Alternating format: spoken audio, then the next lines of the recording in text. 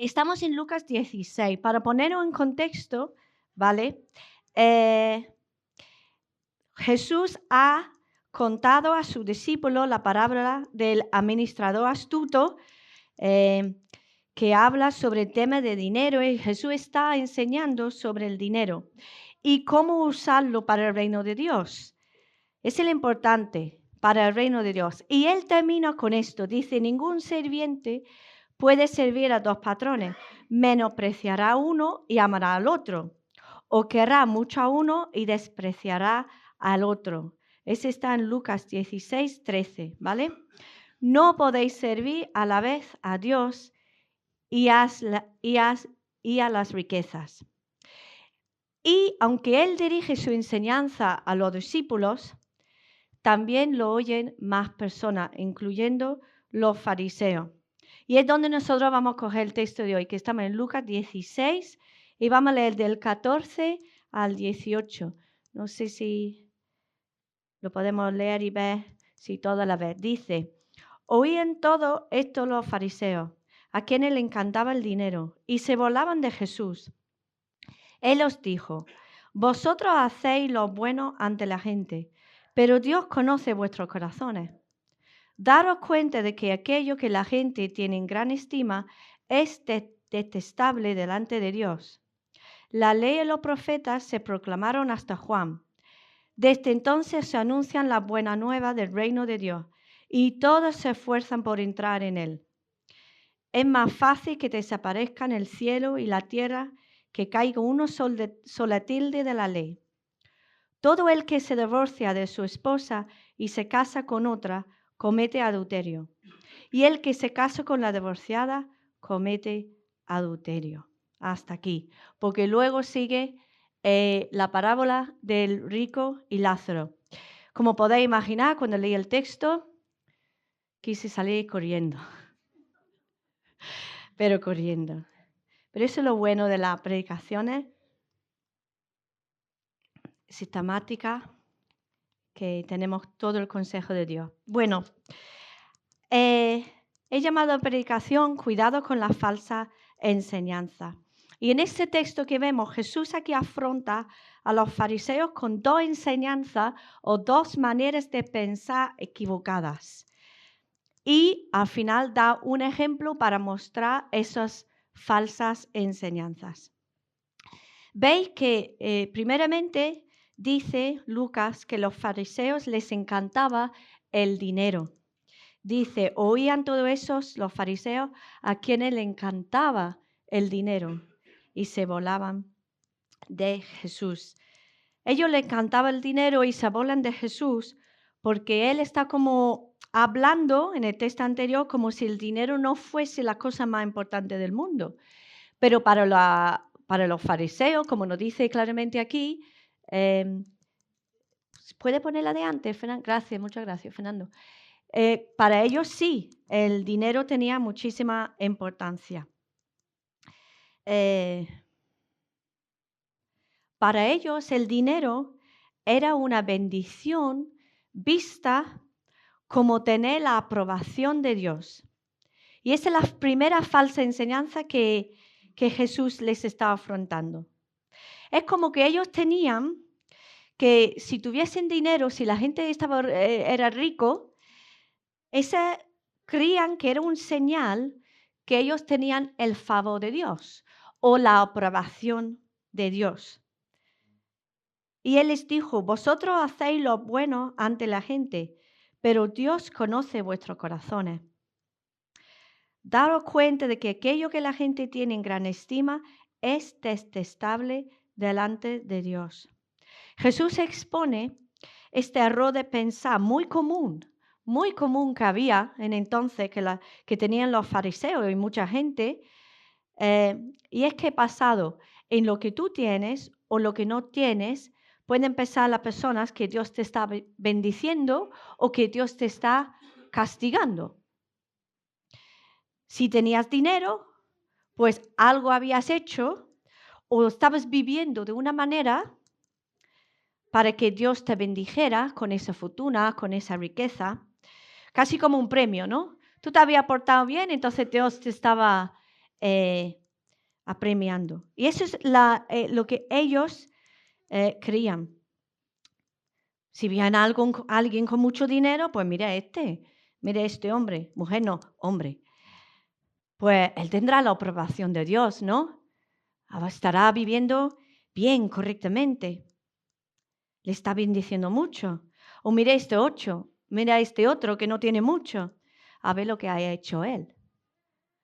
A ver lo que ha hecho él para que Dios no le está bendiciendo tanto. Y así pensaban.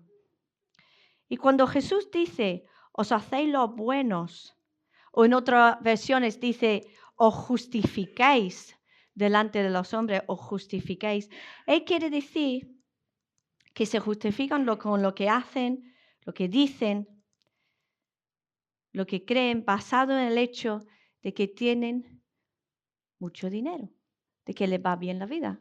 Como me va bien, pues tengo que estar viviendo bien, ¿no? Y Jesús le está diciendo, así pensáis que como tenéis mucho dinero, entonces creéis que la manera que estáis viviendo es lo correcto. Pero Jesús le está afrontando que ese es un pensamiento erróneo.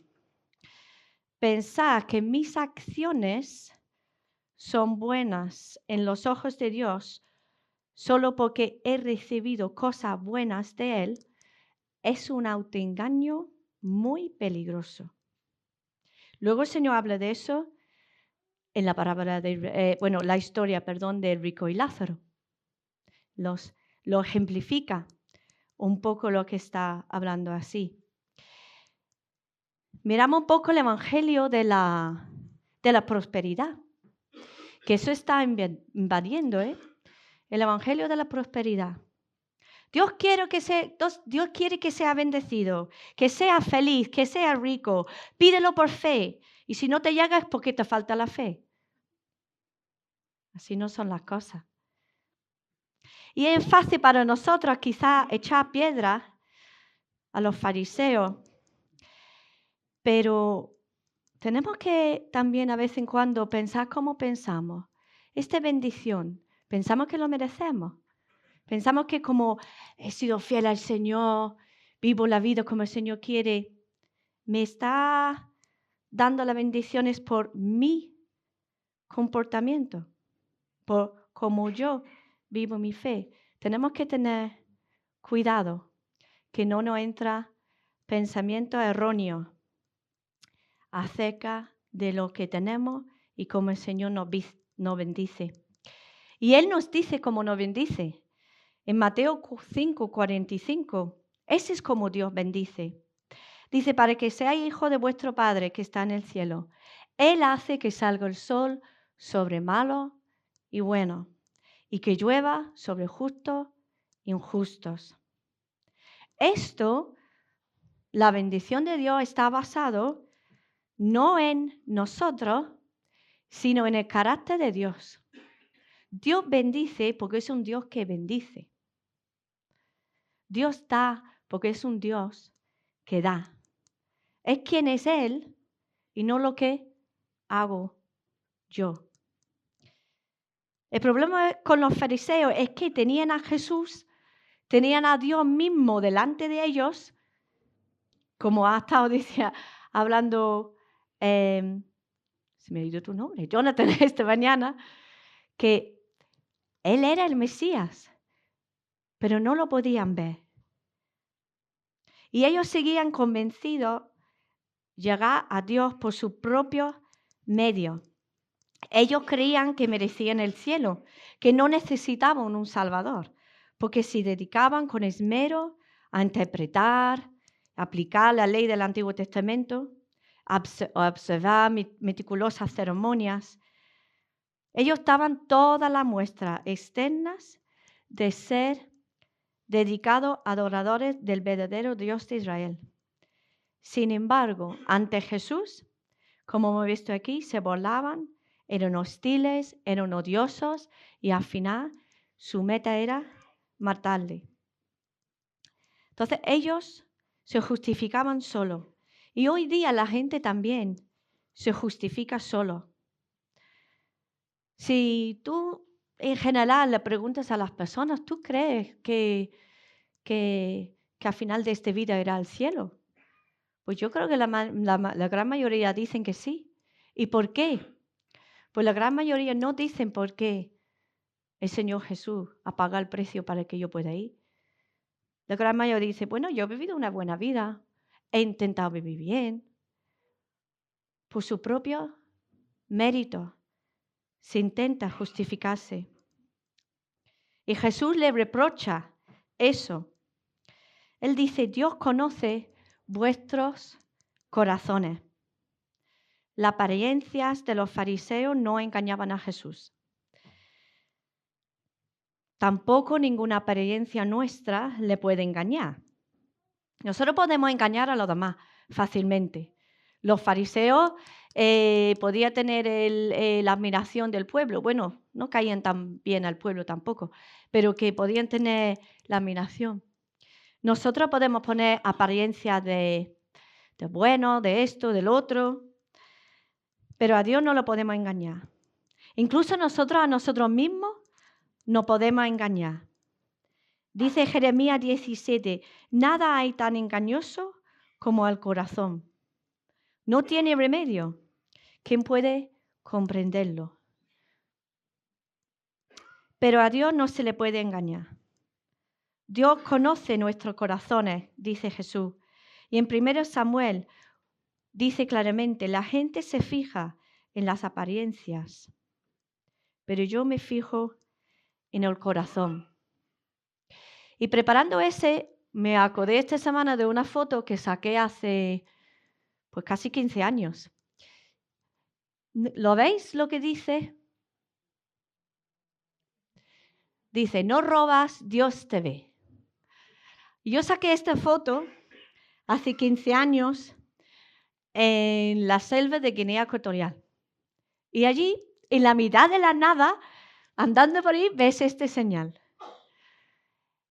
Y me hizo recordar esta semana la verdad de esto. ¿Por qué ponían esto allí? Pues porque iban a la selva, quitaban una zona y intentaban hacer crecer cacahuetes. Y entonces, pues claro, la gente iría, no hay nadie, roba los cacahuetes. Y esa señal, esa foto me ha hecho recordar en ese versículo, Dios conoce vuestros corazones, que en cada momento, aunque estemos solos, Dios está con nosotros. Él conoce lo que hacemos. No vale la pena la apariencia, aparecer bueno, aparecer una cosa, decir unas cosas preciosas de nuestros labios. Cuando estamos con las personas, sí. Cuando estamos solos, no somos íntegros con lo que creemos y lo que hacemos. Y eso nos afecta en muchísimas áreas de la vida. La tentación, ¿no? ¿Cuántas veces yo confieso, he estado tentado, he comprado algo, digo, no se lo voy a decir a Tomás, pero al final pero nuestro corazón a veces nos queremos engañar, ¿no? Se lo digo, Javi, se lo digo. Pero a Dios no se le puede engañar. Y él continúa, dice, la ley y los profetas se proclamaron hasta Juan. Desde entonces se anuncian la buena nueva del reino de Dios y todos se esfuerzan por entrar en él. Es más fácil que desaparezcan el cielo y la tierra que caiga una sola tilde de la ley. Mira, las cosas estaban en cambio. La era de la ley y los profetas era hasta Juan el Bautista. ¿Os acordáis quién era Juan el Bautista? Es el que vivía en el desierto, mismo un poquito antes de que Jesús empezaba su ministerio, era el primo de Jesús. Y él vivía en el desierto anunciando que venía el Mesías. También él bautizó a Jesús. Es como el último profeta del Antiguo Testamento y el primer profeta del Nuevo Testamento. Es un poquito como un bisagra. ¿Qué función tiene la bisagra? Unir la puerta y el marco. Y Juan es un poquito como el que une los dos testamentos. Estaba la ley, estaban los órdenes de Dios, y luego Juan, y luego Jesús. Y con Jesús ya cambia todo. Y Juan anunciaba la venida del Mesías, que hemos estado viendo esta mañana, ese Salvador que tanto esperaba el pueblo judío, pero también lo presenció con su mismo ojo. Él llegó a verlo. Y cuando Jesús llega, si podemos poner el versículo del 16, en Lucas 16, dice,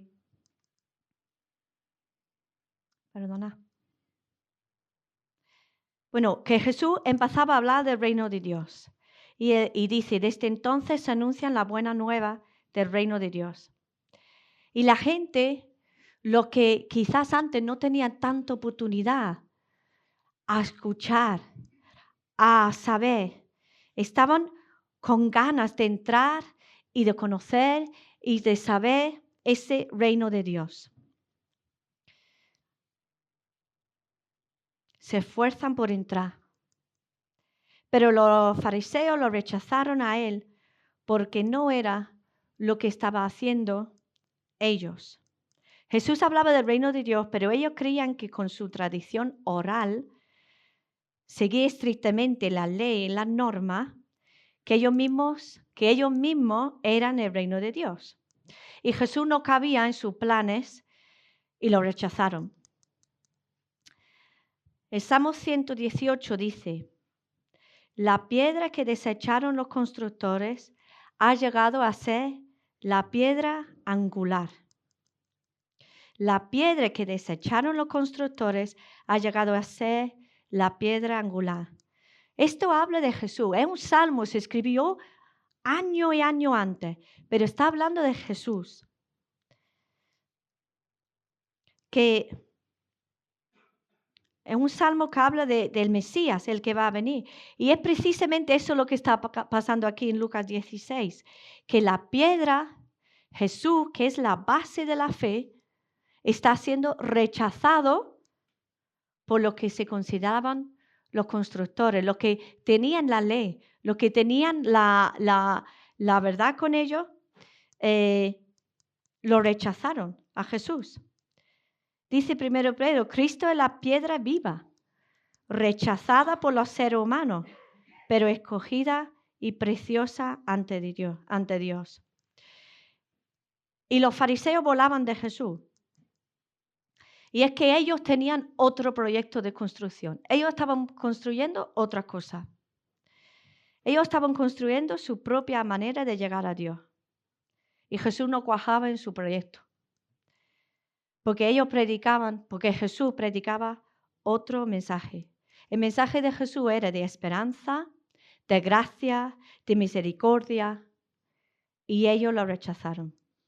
Pero sin saberlo, ellos estaban rechazando precisamente la piedra angular del plan de Dios.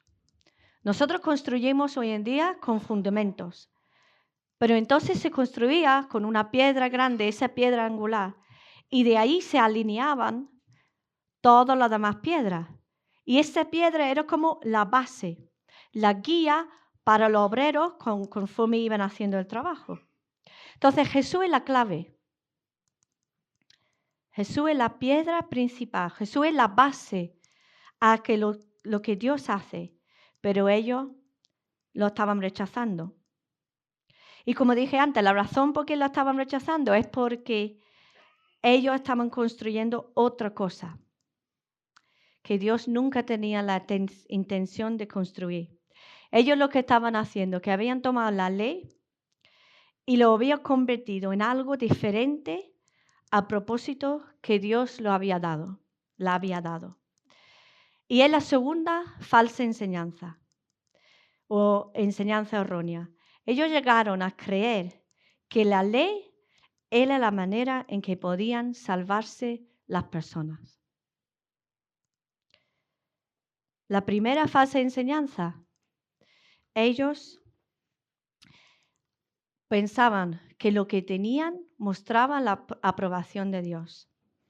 Segundo, llegar a creer que la ley era la manera que las personas podían salvarse. Dios en el Antiguo Testamento no dijo, si guardáis la ley, iréis al cielo. Esta no es la intención de la ley, no lo dice. La intención de la ley es traernos a Cristo, pero ellos no tenían a Cristo. Entonces, ¿qué? Pues era para llevarlos a ellos a la comprensión de que no podían vivir según los requisitos santos de Dios. Dios no podía bajar los requisitos porque Dios es santo. Pero ¿sabe lo que hizo Dios? ¿Cómo podían saber que esa no era la ruta de salvación? Dios había puesto la ley santa, pero al lado de la ley había puesto un sistema de sacrificios que le ayudaba, que le quitaba el pecado. Es como decir, eso es lo que hay, como sé que lo vaya a estropear. Aquí hay un sistema de sacrificios que os va a hacer poneros bien delante de mí. Hacéis esto y viene el perdón. Hacéis esto y quito el pecado. Pero no por seguir esto iban a necesitar quitar el otro. Pero Dios lo hacía, ¿por qué? Porque lo más importante para Él es continuar la relación con su pueblo. Continuar la relación con su pueblo. Dios quería una relación tan estrecha con su pueblo que puso ese sistema de sacrificio para que no había allí cosas. Veis que la intención de Dios era enseñar su santidad, pero da una manera de seguir esa relación. Pero ¿sabe qué pasa? Que los fariseos habían perdido ese de vista. Y empezaron a creer que la ley era la manera de llegar a Dios, a la eternidad, a ser salvo. Y basaban su enseñanza en eso. Y no solo en eso, no solo ya cumplir la ley de Moisés no era suficiente. Empezaban a añadir más y más y más prohibiciones y más listas y más normas y más cosas. Entonces ellos estaban construyendo eso, una religiosidad basada en esfuerzo, pero Dios estaba haciendo otra cosa como con Cristo. Y cada vez que Cristo hablaba, los líderes le acusaban de acabar con la ley. Está metiendo con la ley, que quiere quitar la ley. Pero Jesús dice claramente que no cambiaba la ley. Lo dice así, es más fácil que desaparezcan el cielo y la tierra que caiga una sola tilde de la ley.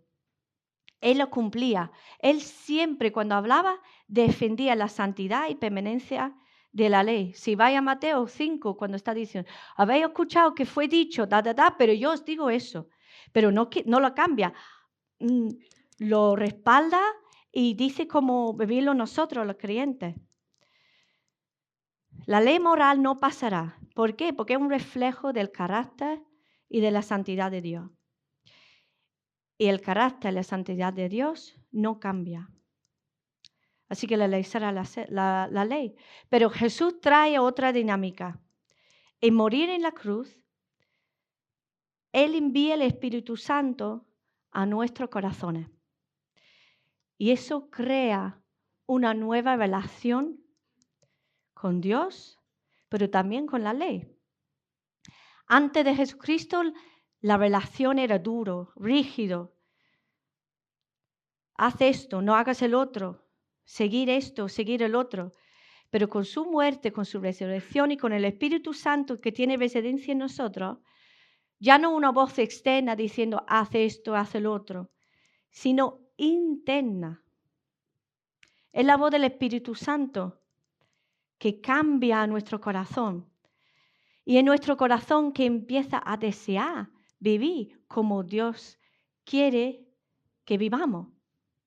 No seguir una lista, no seguir sino desear vivir según la santidad de Dios. Hemos cantado la canción que eligió Antonia, que verdad que lo he escuchado solo una vez antes, creo. que la ley está escrita en mi corazón. Eso es lo que hizo posible Jesús.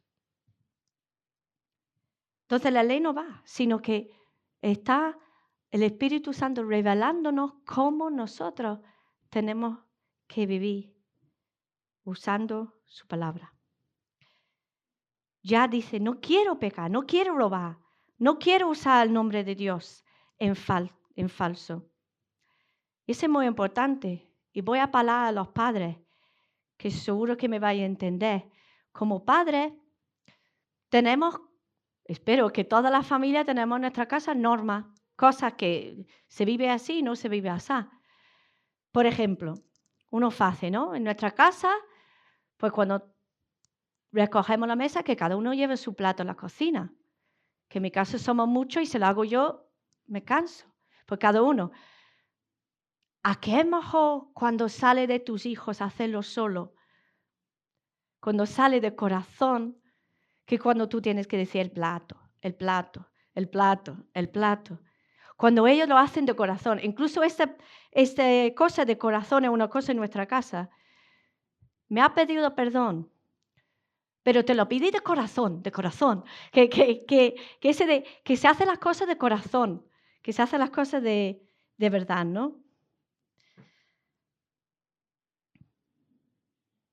Espero que me estoy explicando bien, que es muy... Pero espero que estáis entendiendo. Y luego Jesús dice, todo el que se divorcia de su esposa y se casa con otra, comete adulterio. Y el que se casa con la divorciada, comete adulterio. ¿Qué hace eso aquí? Parece que como ha hecho copia, pega, pero se ha equivocado de sitio. No se ha equivocado de sitio. Vamos a intentar verlo. ¿Con quién estaba hablando Jesús? Con los fariseos. Ellos se hacían los grandes, mucha apariencia, muy cerca de Dios, pero ellos ponían su tradición oral antes de seguir a Dios. Y Jesús lo que va a hacer ahora, después de decir la falsa enseñanza que le está exponiendo, da un ejemplo de cómo ellos precisamente desobedecen la ley que ellos tanto dicen que hay que seguir. Y usa ese ejemplo, ¿no?, de las relaciones personales, del matrimonio y el divorcio. Había dos escuelas de pensamiento. Había los rabinos, ¿no? Los rabinos, y ellos pues tenían como diferentes escuelas y había como rabinos muy conocidos y decían cosas y la gente como que les seguía su idea de pensamiento, ¿no? Entonces, en el Antiguo Testamento había un pasaje que habla del divorcio y dice, así, en Deuteronomio 24, dice, si un hombre se casa con una mujer, pero luego deja de quererla por haber encontrado en ella algo indecoroso, y esa es la palabra que vamos a ver, en otras versiones indecente, solo podrá despedirla si le entrega un certificado de divorcio. Y luego sigue el capítulo dando ejemplos. Pues había un pensamiento entre algunos que ese indecoroso pues se refería al adulterio y ya está. Entonces, esa fue una razón adecuada, si podemos decir que hay una razón adecuada, para el divorcio. Pero había en los tiempos de Jesús otros que decía que ese indecoroso, ese indecente, podía ser cualquier cosa. Por ejemplo, si una esposa, y la tenían escrito en sus leyes que ellos añadían a la ley de Dios. Si una esposa le quemaba la cena, es indecente. No quiere decir que si la hacía, pero que la podía poner ellos como razón para divorciarse. Si sale en público sin cubrir la cabeza, que habla mal de los suegros, Todo eso se incluía en su ley oral. Incluso si un hombre encontraba a una mujer más guapa que su esposa, podía divorciarla. Entonces, ¿qué hacían? Pues eso es fantástico, ¿no? Aquí podemos ir cambiando de mujer como bien nos parece. Y el divorcio en aquellos tiempos, ¿cómo dejaba a la mujer? Totalmente desamparada. Entonces Jesús les está dando una buena regañina, porque ellos estaban promocionando eso entre el pueblo. A pesar de que su declarada devoción que ellos manifestaban hacia la ley, en realidad estaban haciendo y desobedeciendo totalmente la ley. Y ese es el ejemplo que Jesús nos pone de cómo ellos desobedecían tanto esa ley. Ahora, perdona.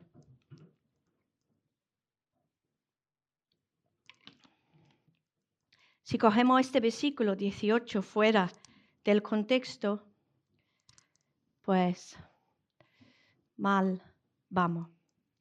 Del divorcio hay muchísimos textos en la Biblia. Yo he indagado un poquito, pero tengo que decir no es suficiente para dar un estudio y para seguir con el tema. Porque realmente aquí está hablando de la integridad, de que lo que tú dices, bebé, lo vives.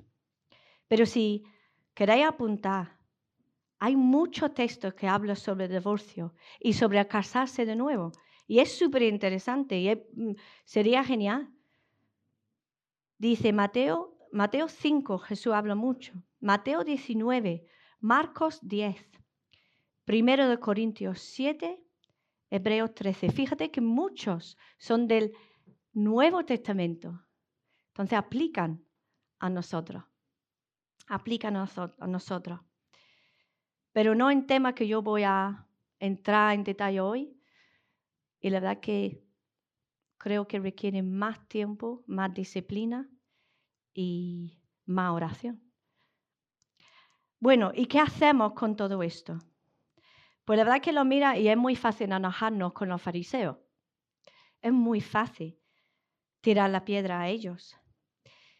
Pero ese texto me obliga a reflexionar sobre mi integridad delante de Dios, delante de los demás, en relación con el dinero. Y mi percepción de la bendición y las bendiciones de Dios, en las apariencias, en cómo yo me acerco a la palabra de Dios y se lo cojo y la giro a mi beneficio. En mi relación matrimonial, mis ideas acerca del divorcio y de recasarse, si ando correctamente delante del Señor. Pero quiero terminar con esto. Los fariseos, ¿en qué basaban todos esos pensamientos y todas esas ideas? La basaban en ellos mismos, en lo que creían ellos, en lo que pensaban ellos y lo que querían ellos. Nuestra fe va mal si no miramos al Señor. Él es nuestra guía, Él es nuestra punta. No podemos desviar. Su carácter, su santidad, pone el estande en toda área de nuestra vida, en toda área. Incluso los que no nos gusta o no queremos dejarle. Desde el dinero hasta el divorcio. Pero todo eso es imposible sin su perdón, sin su gracia, sin su Espíritu Santo. Y eso es lo que estaba haciendo Jesús. Él venía a que todo eso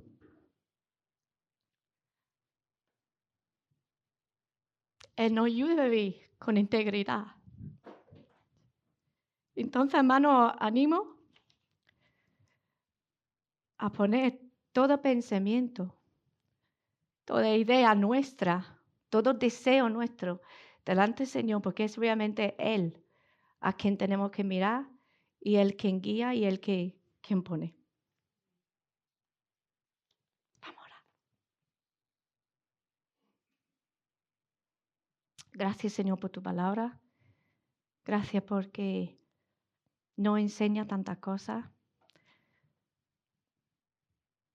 Señor, ayúdanos a vivir íntegro delante de ti. Si hay en nosotros, en nuestra vida, como individuo, como iglesia o lo que sea, enseñanza errónea, ayúdanos, Señor. Enséñanos por tu Espíritu Santo para que podamos vivir, pensar y creer correctamente, Señor. Ayúdanos, Señor, a saber que las bendiciones vienen porque tú eres Dios bueno y ya está. No hay más. No merecemos, ni hacemos, ni podemos de ninguna manera influir en quién eres tú y cómo actúas, Señor. Gracias, Señor, porque vivimos este lado de Juana Bautista. Gracias porque vivimos este lado en tu gracia, Señor Jesús. Pero eso no quita que tú sigues con el estándar alto. Pero gracias porque nos has dado tu Espíritu Santo en nuestros corazones. Ayúdanos, Señor, a vivir como tú quieres, pero de corazón, no de boca, de corazón, Señor. Ayúdanos a no desobedecer. Y gracias, Señor, porque tú has prometido estar con nosotros en todo eso. En el nombre de Jesús, amén.